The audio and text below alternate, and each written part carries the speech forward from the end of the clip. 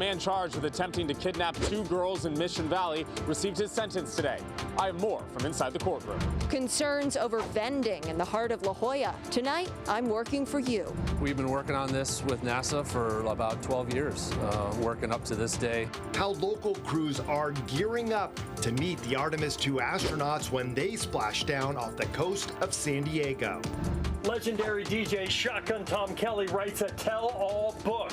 Oh, yes, all I want to do is play the hits. You better believe it, baby.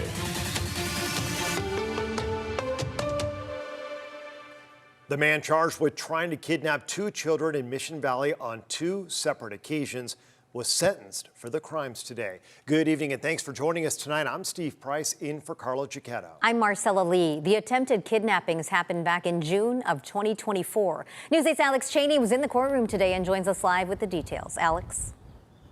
Yeah, Marcel, this case just an absolute nightmare for parents. Today, the judge sentenced Renee Arturo Lujan to 10 years in prison for attempting to kidnap those 2 girls.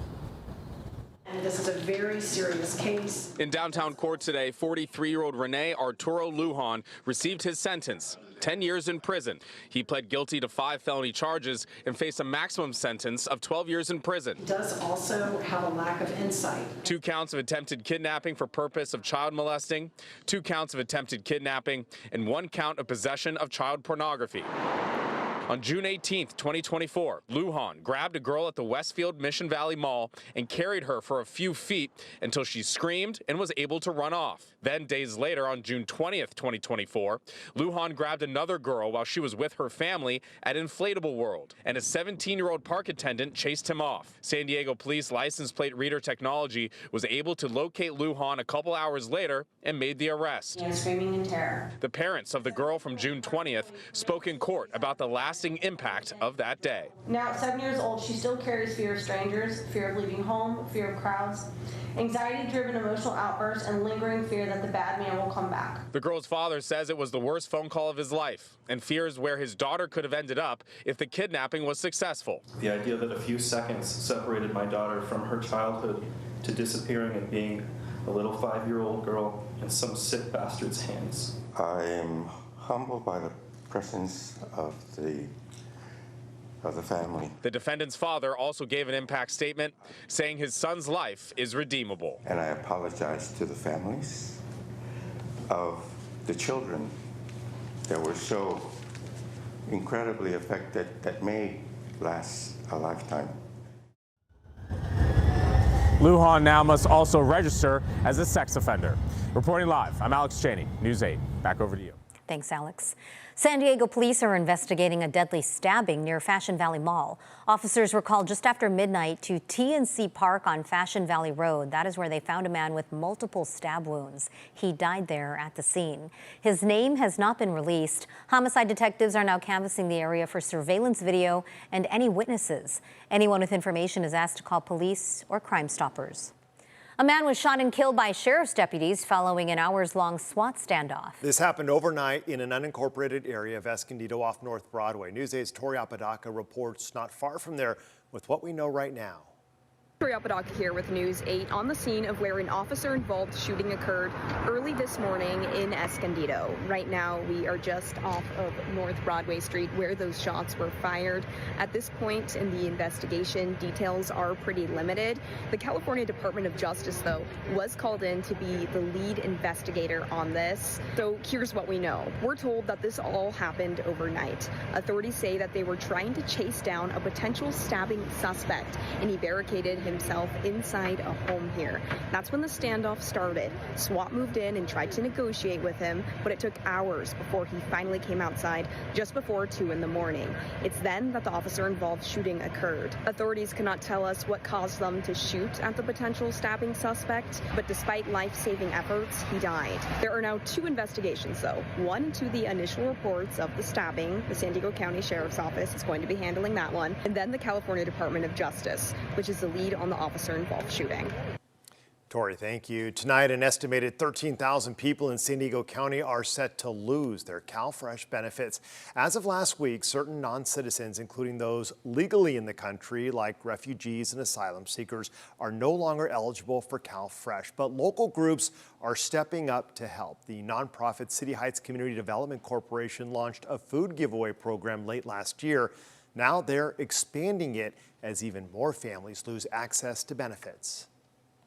We're meeting just a big need for folks. Food is a basic need that everyone, within the City Heights community, within the San Diego community needs. And this program has been a lifeline for a lot of folks. We've served over 500 families so far. That food giveaway happens every other Wednesday. Concerns tonight over vending in the heart of La Jolla. Some residents contacted us, voicing frustration with vendors setting up in spots like the children's pool. News 8's Steffi Roche is working for you tonight and joins us live with more on the situation out there. Steffi. Well, one resident who volunteers his time regularly here at the children's pool in La Jolla reached out to me about his concerns with vendors throughout the La Jolla Cove area. But in particular, he has frustration with one vendor, an artist who regularly sets up shop out here by the children's pool.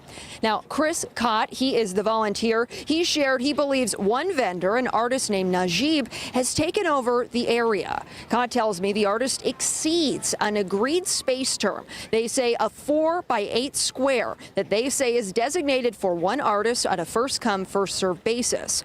Cott also says he's frustrated that the vendor parks his large van here and argues he exceeds the posted 3-hour time limit and that he has spoken with park rangers about his frustrations and concerns. But this afternoon, we spoke with the artist Najib, who says he is following the law by setting up in the square and that he moves his van repeatedly to adhere to these parking limits in the area.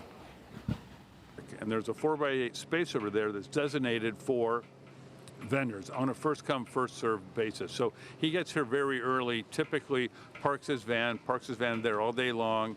I've tried to talk to him reasonably and say, it's not fair. You're not within the 4x8 designated space that you agreed to be into.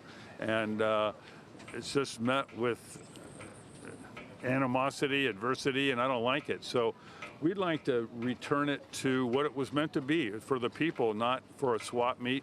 About my work, and he taking picture for my van, and I move my van every 3 hours. Even I put my van there, it's over there. He keeping harassing me, and you can see I am in the 8x4 here. I am in the 8x4, like how designed by the city of San Diego. While digging into this story, I reached out to the city of San Diego several times today to better understand the vending laws in San Diego and also here in the area of the children's pool and La Jolla Cove, and to also better understand this situation in particularly. By showtime, I am still waiting to receive a statement from the city, but I hope to have more from them later tonight in my full report at 11. For now, reporting live from La Jolla, I'm Steffi Roche, working for you. Steffi, thank you. And remember, if there is something you would like us to look into, email us at workingforyou@cbs8.com. The developer behind the controversial Midway Rising project is releasing a new poll claiming strong public support ahead of a key city vote. The plan would transform the nearly 50-acre Pechanga Arena site into more than 4,000 homes, including 2,000 affordable units, plus parks and a new 16,000-seat entertainment venue. But opponents call the poll misleading, raising concerns about traffic, environmental impacts, and the use of public land.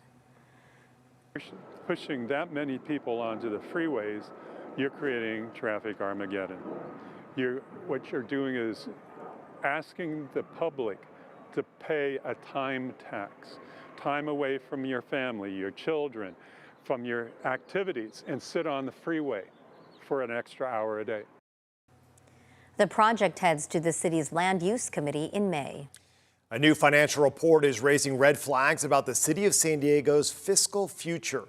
The San Diego County Taxpayers Association says the city is growing its bureaucracy while roads, pipes, and basic services fall apart.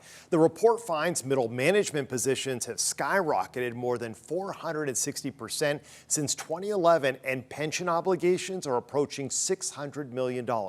The association is urging the city to change course before the next fiscal year budget is set.